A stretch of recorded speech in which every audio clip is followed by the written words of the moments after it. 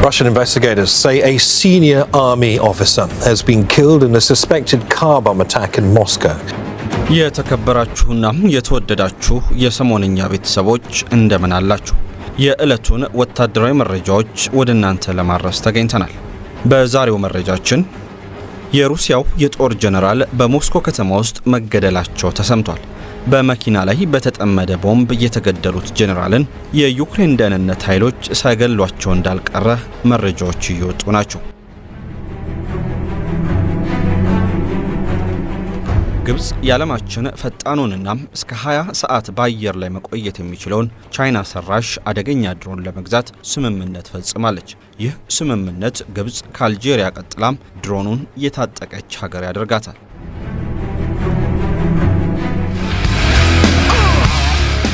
በዓለም አቀፍ ደረጃም በብዛት ከተመረቱትና እድሜያቸው እየገፋ ከሚገኙ ተዋጊ ጄቶች መካከል አንዱ F-16 ሲሆን ይህን ተዋጊ ጄት ከዘመኑ ጋር ለማራመድ አሜሪካ ዘመናዊ ቴክኖሎጂዎችን እየገጠመችለት ነው ተብሏል። እስራኤል ከጥቅምት 7ቱ ጥቃት በመማር አዳዲስ ውሳኔዎችን እያሳለፈች ነው። በዚህ መሰረት እስራኤል 100,000 የሚጠጉ ተጠባባቂ ኃይሎቿም በየቤታቸው ታጥቀው እንዲቀመጡ ትዕዛዝን አስተላልፋለች። ላይክ፣ ሼር እና ሰብስክራይብ እያደረጋችሁ እስከ ፍጻሜው አብራችሁን ቆዩ ግብዣችን ነው።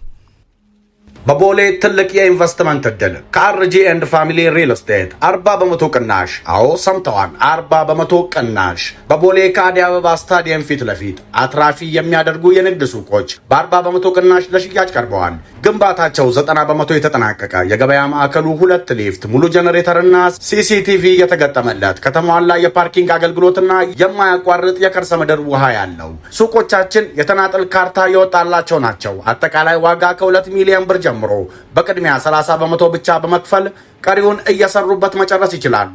11 ካሬ ጀምሮ በሚፈልጉት መጠን ሱቆችን ማግኘት ይችላሉ። ለመኖሪያ ቤት ፍላጎቱ አማራጭ ነን። ባለ 1፣ ባለ 2 እና ባለ 3 መኝታ ዘመናዊ አፓርትመንቶች ከ58 ካሬ ጀምሮ ዝግጁ ናቸው።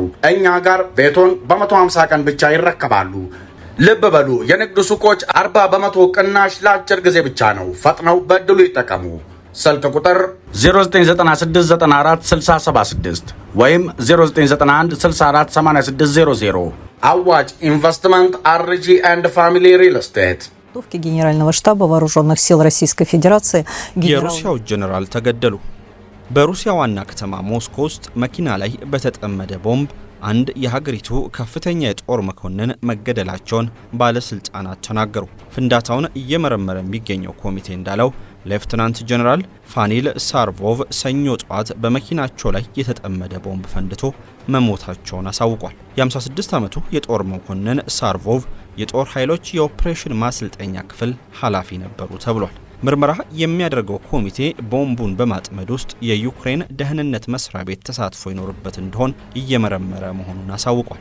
ዩክሬን ስለ ግድያው እስካሁን ድረስ ምንም አይነት አስተያየት አልሰጠችም። ሳርቮቭ በደረሰባቸው ጉዳት ወደ ሆስፒታል ከተወሰዱ በኋላም መሞታቸውን ኮሚቴው ገልጾ በግድያና ፈንጂዎችን በህገወጥ መንገድ ማዘዋወር ላይ ምርመራ መጀመሩን ተናግሯል። ፍንዳታው የደረሰው ከሩሲያ ዋና ከተማ በደቡብ አቅጣጫ በሚገኝ የመኖሪያ ህንጻ አቅራቢያ በሚገኝ የመኪና ማቆሚያ ስፍራ ላይ ሲሆን የደረሰውን ፍንዳታ የሚመረምሩ ባለሙያዎች ወደ ቦታው ተልኳል። ከአካባቢው የተገኙ ምስሎች በሮቹ በፍንዳታው ክፉኛ የተጎዱ ነጭ መኪና በሌሎች ተሽከርካሪዎች ተከበው ያሳያሉ። እንደ ሩሲያ መገናኛ ብዙሃን ዘገባ ከሆነም ሳርቮቭ ቀደም ሲል በኦስቲያን ኢንጉሽ ግጭትና በአውሮፓውያኑ 1990ዎቹና በ2000ዎቹ መጀመሪያ ላይ በቼቼንያ ጦርነቶች ወቅት በውጊያዎች ላይ ተሳትፏል። ከዚህም በተጨማሪ ከአውሮፓውያኑ 2015 እስከ 2016 ባለው ጊዜ ውስጥ በሶሪያ ውስጥ ዘመቻዎችን መርቷል። የክሬምሊን ቃል አቀባይ ዲሚትሪ ፔስኮቭ እንዳሉት ቭላድሚር ፑቲን የሳርቮቭን ሞት ወዲያውኑ ተነግሯቸዋል። ሩሲያ በየካቲት 2022 ዩክሬንን ሙሉ በሙሉ ከወረረችበት ጊዜ ጀምሮ በርካታ ወታደራዊ ባለስልጣናትና ታዋቂ ግለሰቦች በሩሲያ ዋና ከተማ የጥቃት ኢላማ ሆነዋል። የአንድ ታዋቂ ብሔርተኛና የፑቲን የቅርብ አጋር ልጅ የሆነችው የ29 ዓመት ወጣቷም ዳሪያ ዲጉና በ2022 በመኪና ቦምብ ፍንዳታ ተገላለች። ጀነራል ያርሶሎቭ ሞስካሊክ ባለፈው ዓመት ሚያዝያ ወር ላይ መኪና ላይ የተጠመደ ቦምብ ፈንድቶ የተገደሉ ሲሆን ጀነራል ኢጎር ኪሪሎቭ ደግሞ በታህሳስ 2024 በቀላል የኤሌክትሪክ ተሽከርካሪ ወይም ስኩተር ላይ የተጠመደ ፈንጂ በርቀት መቆጣጠሪያ እንዲፈነዳ ተደርጎ ሕይወታቸው አልፏል።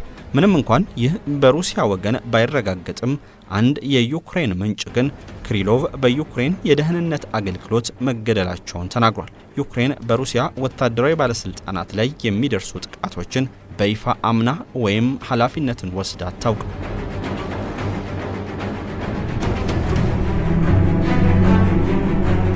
ግብጽ የቻይናውን አደገኛ ድሮን ታጠቀች። የግብጽ መከላከያ ሚኒስትር ቻይና ሰራሹን ዋይጄ 700 የረጅም ርቀት አጥቂ ድሮን ለመግዛት ስምምነት መፈጸሙ ተነግሯል። ግብጽና ቻይናም ስምምነቱን የተፈራረሙት በሰኔ 2025 ሲሆን ግብጽ ከአልጄሪያ ቀጥላ ድሮኑን ከቻይና ሸመተች ሁለተኛዋ ሀገር ትሆናለች። ከ20 ሰዓታት በላይ ከነጥጥቁ በአየር ላይ መቆየት የሚችለው ቻይና ሰራሹ ድሮን ከሰማይ ወደ መሬት የሚተኮስ ሚሳኤል፣ የጸረ ጨረር ሚሳኤልና ጸረ መርከብ ሚሳኤሎችንም ታጥቋል። በዓለም ላይ ከሚገኙ ድሮኖች ሁሉ ፈጣኑ መሆኑ የተረጋገጠለት ዋይጄ 700 በዓለም የድሮን ምርት ታሪክ ቀያሪ ነው ተብሎለታል። በ2025 መጀመሪያ ላይ ግብጽ የቻይናውን የአየር መከላከያ ዘዴ HQ-9Bን አየር መከላከያ ዘዴ በማስገባት አዲስ የአየር መከላከያ ሙከራዎችን እያደረገች መሆኗን አስመስክራለች። ግብጽ ከእስራኤል ጋር ያላት ግንኙነት መጥፎ ሊባል በሚችል ደረጃ ላይ ሲሆን ቱርክም ሌላኛዋ ግብጽን የምታሰጋት ሀገር ነች። በተጨማሪም ግብጽ በሱዳን ያለው የእርስ በርስ ግጭትና ከኢትዮጵያ ጋር የገባችበት የውሃ ፖለቲካም ወደ ወታደራዊ ግጭት ሊያመራ ይችላል የሚል ስጋትም አላት። ግብጽ ከዚህ ቀደም ባደረገቻቸው ወታደራዊ ልምምዶች ላይ ቻይና ሰራሾቹ ጄቴንሲ ዋይ20 እና KG-500 የተሰኙ ጄቶች እንዲሳተፉ ፍቃድ በመስጠት በግብጽ ምድር ላይ ልምምድ ማድረጋቸው የቅርብ ጊዜ ትዝታ ነው። የግብጽ አየር ኃይል በብዛት አሜሪካ ሰራሾቹን F-16 ተዋጊ ጄቶች የታጠቀ ሲሆን እነዚህን ተዋጊ ጄቶች የሚታጠቁትን የሚሳኤል አይነትና በምን መልኩ ወደ ውጊያ መግባት አለባቸው የሚለውን የምትወስነው ግን አሜሪካ ነች። ግብጽ ከቻይና ከምታስገባው ወታደራዊ ድሮን በተጨማሪ ሙሉ በሙሉ በሀገር ውስጥ የተመረቱ ወታደራዊ ዘመቻዎችን መፈጸም የሚችሉ ሰው አልባ አውሮፕላኖችን ታጥቃለች። F-16 ማሻሻያ ተደረገለት። የአሜሪካው ወታደራዊ ትጥቆች አምራች ኩባንያም ኖርዝሩብ ግሩማን F-16 ተዋጊ ጄት ያለውን አቅም ይዞ እንዲቀጥልና በቀጣይ ዓመታትም በዘመናዊው የውጊያ ዓለም ስኬታማ እንዲሆን የኤሌክትሪክ ውጊያ ቴክኖሎጂን እየገጠመለት ይገኛል። አሁን በጄቱ ላይ የሚገጠምለት ቴክኖሎጂ በዘመናዊው ዓለም ያሉትን የኤሌክትሮኒክ ራዳሮች በቀላሉ አልፎ በጠላት ላይ ጉዳት እንዲያደርስ ያግዟል። የአሜሪካው ሎኪድ ማርቲን ኩባንያ ከፈረንጆቹ 1970 ጀምሮ F-16 የጦር ጄቶችን እያመረተ ነው። እስካሁን 25 ሀገራት ጄቱን ገዝተው ይጠቀሙበታል። ዩክሬንም ከሩሲያ ጋር ለምታካሄደው ጦርነት የጦር ጄቱን ለማግኘት ተደጋጋሚ ጥያቄ ስታቀርብ እንደነበርና በኋላ ላይ ጄቱን ማግኘቷም ይታወቃል። የኖርዝሮብ ግሩማን ኩባንያ ምክትል ኃላፊ ጆሴፍ ጉስቲያም F-16 ለረጅም ጊዜም በአገልግሎት ላይ የቆየ ተዋጊ ጄት ቢሆንም አሁን ካለንበት የውጊያ ጸባይ ጋር ሊያወዳድረው የሚችለውን አቅም ግን መላበስ አልቻለም።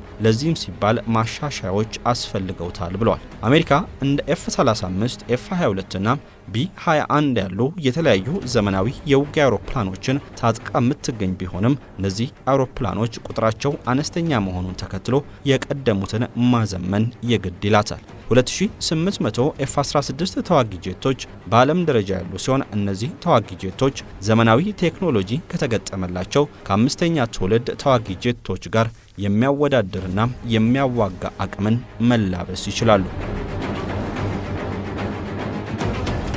እስራኤል ተጠባባቂ ኃይሏን እያስታጠቀች ነው።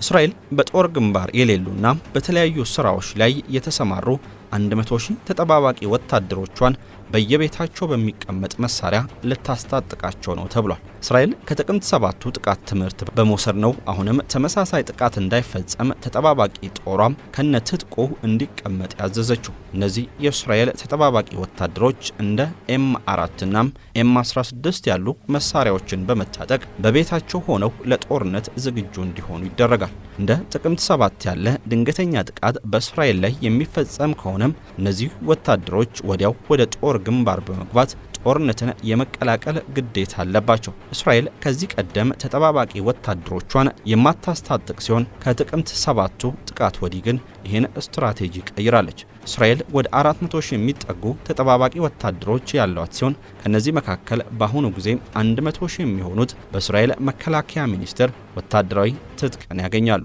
በሌላ በኩል በወረራ በተያዘው ዌስት ባንክ የሚደረጉ ሰፈራዎችን ይበልጥ ለማስፋፋት እየሰራ ያለው የእስራኤል መንግስት በግዛቱ ለተገነቡ 19 አዲስ ስፍራዎች እውቅና ሰጥቷል። ከእስራኤል መከላከያ ሚኒስትር እስራኤል ካትዝ ጋር በመሆን ይህንን እቅድ ለሀገሪቱ የደህንነት ምክር ቤት ያቀረቡት የፋይናንስ ሚኒስትሩ ቤዛሌል ስሞትሪች ናቸው። ሚኒስትሩ ውሳኔው የሀገረ ፍልስጤም ምስረታን ለማገድ የተላለፈ እንደሆነ ተናግሯል። በዓለም አቀፍ ሕግ መሰረት እስራኤል በዌስት ባንክ የምታካሄዳቸው ሰፈራዎች ሕገወጥ ተደርገው ይቆጠራሉ። ሳውዲ አረቢያ እርምጃውን ትቃወማለች። የተባበሩት መንግስታት ዋና ጸሐፊም አንቶኒዮ ጉቴሬሽ ደግሞ የእስራኤል እረፍት አልባ ሰፈራ የመስፋፋት እርምጃ ውጥረትን የሚያቀጣጥል፣ ፍልስጤማውያን መሬቱን እንዳያገኙ የሚያግድ እንዲሁም የሉዓላዊት ሀገር ፍልስጤምን እውን መሆን አደጋ ላይ የሚጥል እንደሆነ አስጠንቅቋል። መስከረም 2016 ዓ.ም በጋዛ ጦርነት ከተጀመረበት ጊዜ አንስቶ በዌስት ባንክ የሚፈጸመው ጥቃት በከፍተኛ ሁኔታ ጨምሯል። የሰፈራ መስፋፋት የእስራኤልን ወረራ የሚያጠናክርና የሁለት ሀገር መፍትሄን እውን መሆን ያቀጭጫል የሚል ስጋት አይሏል። በቦሌ ትልቅ የኢንቨስትመንት እድል ከአርጂ ኤንድ ፋሚሊ ሪል ስቴት 40 በመቶ ቅናሽ። አዎ ሰምተዋል፣ 40 በመቶ ቅናሽ። በቦሌ ከአዲስ አበባ ስታዲየም ፊት ለፊት አትራፊ የሚያደርጉ የንግድ ሱቆች በ40 በመቶ ቅናሽ ለሽያጭ ቀርበዋል። ግንባታቸው 90 በመቶ የተጠናቀቀ የገበያ ማዕከሉ 2 ሊፍት፣ ሙሉ ጄኔሬተርና ሲሲቲቪ የተገጠመለት ከተሟላ የፓርኪንግ አገልግሎትና የማያቋርጥ የከርሰ ምድር ውሃ ያለው ሱቆቻችን የተናጠል ካርታ የወጣላቸው ናቸው። አጠቃላይ ዋጋ ከ2 ሚሊዮን ብር ጀምሮ በቅድሚያ 30 በመቶ ብቻ በመክፈል ቀሪውን እየሰሩበት መጨረስ ይችላሉ። 11 ካሬ ጀምሮ በሚፈልጉት መጠን ሱቆችን ማግኘት ይችላሉ። ለመኖሪያ ቤት ፍላጎቶ አማራጭ ነን። ባለ 1፣ ባለ 2 እና ባለ 3 መኝታ ዘመናዊ አፓርትመንቶች ከ58 ካሬ ጀምሮ ዝግጁ ናቸው። እኛ ጋር ቤቶን በ150 ቀን ብቻ ይረከባሉ። ልብ በሉ፣ የንግድ ሱቆች 40 በመቶ ቅናሽ ለአጭር ጊዜ ብቻ ነው። ፈጥነው በእድሉ ይጠቀሙ። ስልክ ቁጥር 0996946076 ወይም 0991648600። አዋጭ ኢንቨስትመንት አርጂ ኤንድ ፋሚሊ ሪል ስቴት